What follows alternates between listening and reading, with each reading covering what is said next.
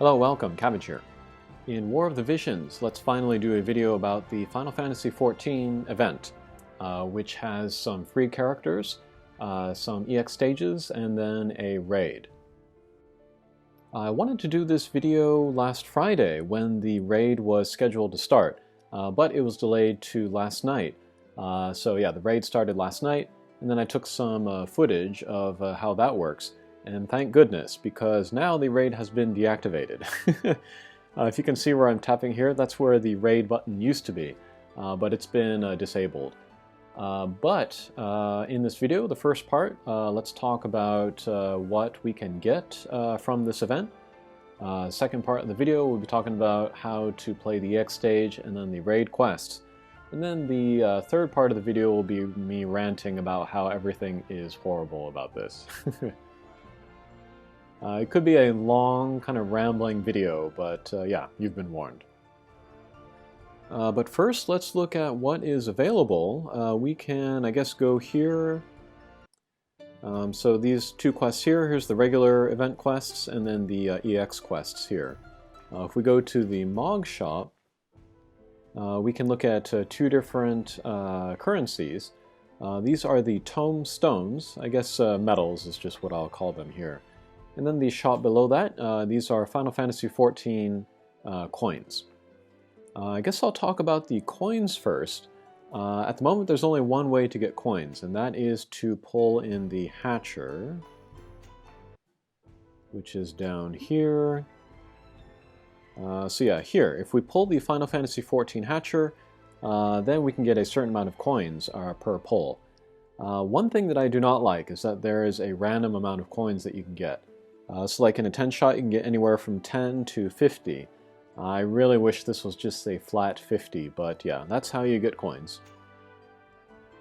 And then if we go back to the Mog shop, these are the things that we can buy with the coins. You can get the get of Thancred. This is the actual unit. That costs 300 coins. So if your luck is amazing with the pulls, in 6 10 shots, you get 50 coins per pull, then you'll have enough to get Thancred. And then apparently if you concentrate your resources enough, even if you're a free-to-play player, you'll be able to get the get of Thancred. But it might not be worth it, and then I'll talk about that later. But you can also get shards. This will raise the max level and then the job levels of Thancred. And then the shards of Y'shtola, she's the other free character. You can get one of her just to use as a login bonus, so you don't have to spend anything to get that first one of her. And then there's a bunch of other stuff that you can get. And then the other currency here, this is the tome stones again. Here too you can get shards of Y'shtola and Thancred. Thancred is much more expensive, although maybe he takes fewer to use to max him out. And then you can get recipes for the sword that Thancred can use, but I think you can get these regularly through events anyways. And then these next four, these are important to pay attention to, because these are like job orbs. You need these in order to raise the job level of the characters. And then these are unique jobs to Y'shtola and Thancred. So if you don't get these orbs here, you can't get them anywhere else. So yeah, decide who you want to get maxed out, if anybody, and then be sure to pick up these orbs. And then, yeah, it's a very good idea to keep this in mind because, as we can see, these are pretty expensive. I did quite a bit of farming yesterday, and I have 4,000 now. That's just enough to max out on these pink job orbs, so yeah, definitely keep those in mind. And then some other upgrade stuff. Next, let's talk about the characters themselves. I guess we'll go back to the Mog shop. Y'shtola and Thancred, they are both pretty strong characters, from what I've heard, if you max them out. Thancred is just a straightforward attacker. I think maybe the second best in the game as far as damage. That's according to the Game 8 site. And then Y'shtola, she is a magic damage dealer. But she has some support abilities as well. She has a white mage sub-job, so you can give her heal or raise, I think. Maybe Esuna. And then another sub-job is the Green Mage. So she has like buffs, debuffs, that kind of thing. Looking at how much grinding needs to be done in order to max out these characters, I felt like I could only pick one of them. If anybody wants to max out both of them, that's going to take a lot of time and stamina and probably real-world money. But I'm just picking Y'shtola, one, because I like the character more, two, because she has a more versatile skill set, so she might be useful in more different places than Thancred. And then also because it's cheaper to upgrade her. Yeah, it's only 100 of these tombstones rather than 250 per get. And then thinking about like the amount of time that we have for this event, which is too short, I think. You're really going to want to choose, I guess, between one of 4 paths. One is to max out Y'shtola and ignore Thancred. One would be to max out Thancred and ignore Y'shtola. Another path would be to maybe get the drop of each and then kind of do like a half-assed sort of evolution of each. You wouldn't be able to get either of them to the max level. And then the 4th path would be to ignore Y'shtola and Thancred altogether and then just get the currency in order to pick up these evolution materials, ascension materials. And I think that's a pretty good, excusable way to go about this. You'd have much less heartbreak than, you know, trying to max out one of these two guys, or both. Okay, so I think that'll do it for my looks at what you can get during this event. Hopefully someday I can max out Y'shtola, and then I'll do a character review of her then. Next, let's look at how to gather the tombstones. We've already covered how to get coins. So if we go back to the event here, up here, the Y'shtola banner, we have these kind of lower level quests, and then if you beat those, we can complete the missions and then we can get certain rewards. So tombstones for the first clear, and then a few gets of Y'shtola shards if you beat it without anybody going down, and then one of the job awakening orbs for Y'shtola. If you don't use a friend. And then, as you farm the quest, you can get these guys here, including tombstones here at the end. So you can work your way through all of these. I don't think you need to play any of these more than once. Just get these different items, these different rewards. Okay, we get 100 for clearing that. 200 for clearing that, more drops of Y'shtola. And then the top one here, Battle 5, yeah, you can get 300 for the first time clear, and some other stuff. Yeah, up here it says the level requirement. So you want to be unit level 40, job level 8. I think that's reasonable. I think you could even beat this top one if you're like level 30 or 35, if you have a strong friend. And then every time you beat this quest, you will get tombstones. And then I think if you beat this top regular one, you get maybe 30 tombstones per run. That's not terrific. If you beat these EX stages, however, these are much more difficult. You can get 60 tombstones per run, which is better. Still pretty darn low, but yeah. And then if you fill the missions for EX Stage 1, you can get these rewards. You definitely want to try to beat this without continuing, so you can get these 600 tombstones. And then here in EX Stage 2, same thing, if you can beat it without continuing, you can get the 600 tombstones. And then for these, I think if you want to like really farm it and then you want to beat it with auto battle, I think you want your guys to be around, yeah, level 50 as it recommends here.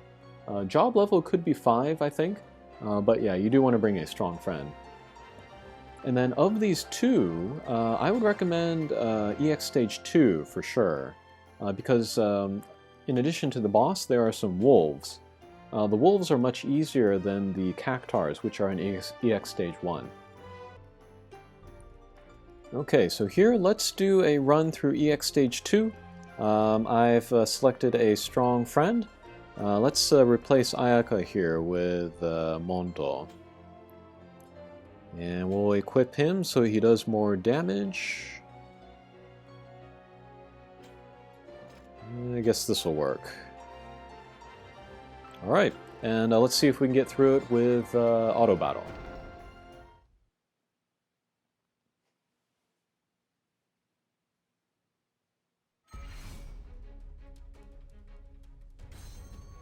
Alright, so this boss is pretty straightforward. Basically, he just moves around and then hits us with big attacks. Some of them are area attacks, so we want to keep our guys away from each other if we can. And then I have these settings so that they, put a priority on picking up treasure chests. And then there are the wolves. They're just there to like soak up hits and then do a little bit of damage to us.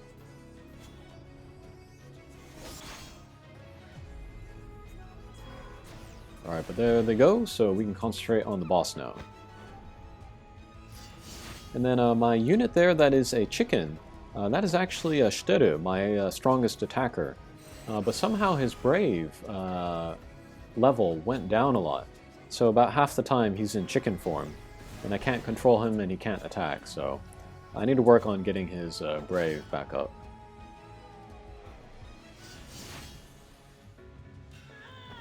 Okay, big attacks from the boss.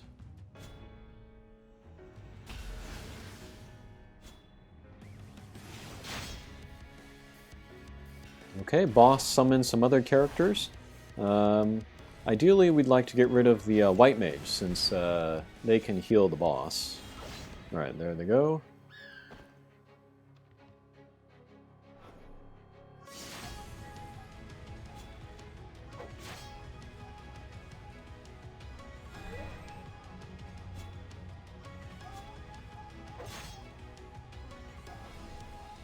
Oh, there's that area attack.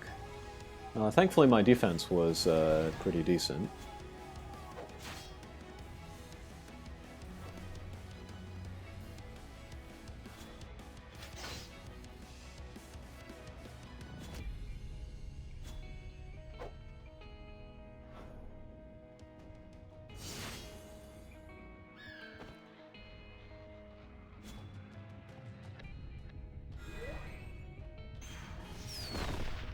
Okay, there goes the boss. So let's check the rewards at the end.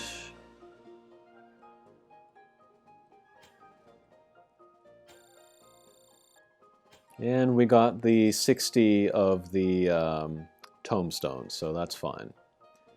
But yeah, looking at how many runs of this you're going to have to do in order to max out a character. Just as an example, let's look at my Y'shtola. Alright, so I've been working very hard up to now, and then I've gotten up to crystal level 4. In order to get her to crystal level 5, I will need 200 of the shards here. So 60 medals per run, and then if I just trade them in the Mog Shop, 100 medals for a shard, that will be like, what, 300 runs through that EX stage in order to get enough to raise that final crystal level.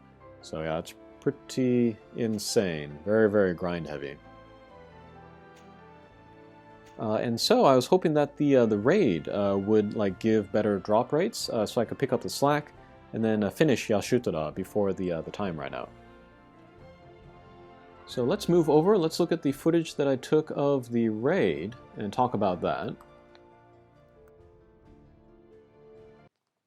Okay, so you get the appearance of the raid after you play some kind of normal quest, or you could even play the EX stages of the Final Fantasy XIV. But the boss appears. If it's your first time, it'll be at level 1. And then if you decide to go in, you'll be taken to the raid room.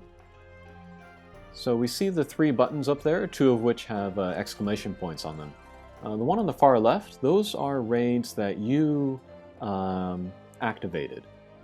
So you can hit that blue button on the right there, to the right of the face. That will enter you into the raid. If you hit the blue button at the top in the middle, Those are raids that other players have activated, and then you can join them. And then the far right, that button there, if you hit that, you can look at the raids that you have already completed. Okay, so let's continue with the video. So I'm going to activate my own raid that I discovered, and that's available for 6 hours. Okay, here I'm going to look at my party. I can bring up to 4 guys if I play the thing solo. Alright, so let's activate it, and then here I can choose how many people I want to invite. If I hit that top button, it just means I want to play alone with my 4 characters.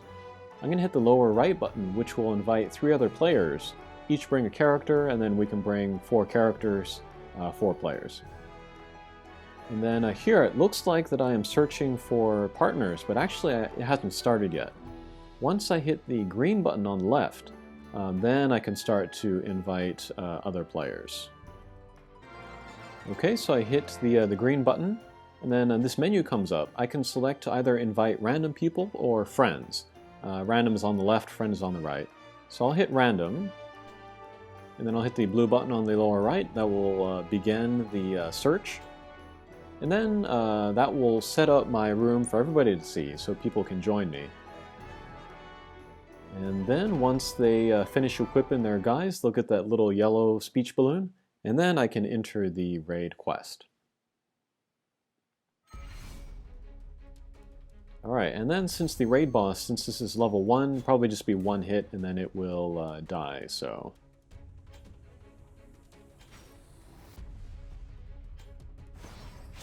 Oh, maybe 2 hits.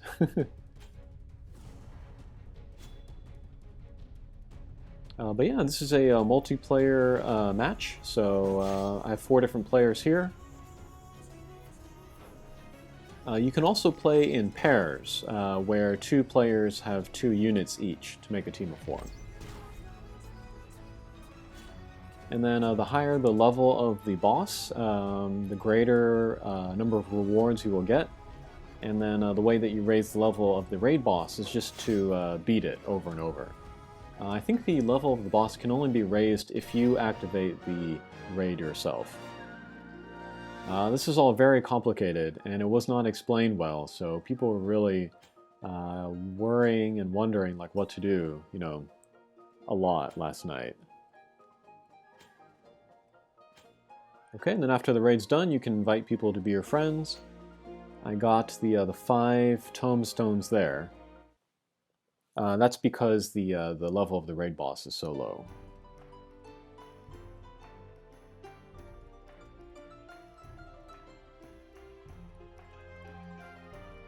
Okay, here's the results screen.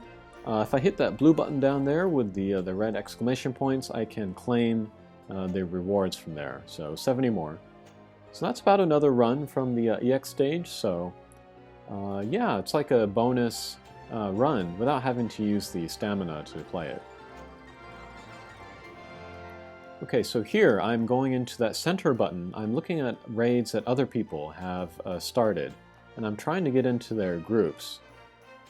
But the problem that was happening here was that the appearance rate for activating the raid yourself was so low that there were very few other raids that you could join. And so like maybe there's like 1 or 2 or 3 rooms available at once, and then you have like hundreds or maybe thousands of users trying to get those slots. So it was very, very difficult to join another user's raid. It's pretty frustrating. Okay, so in going over how to do the EX stage and then the raid and then also looking at the free characters, I think this video is long enough, so we'll call it here, and then I'll do a next video where I rant and rave about how this event is very crappy. Okay, thanks for watching, and we'll see you again. Take care.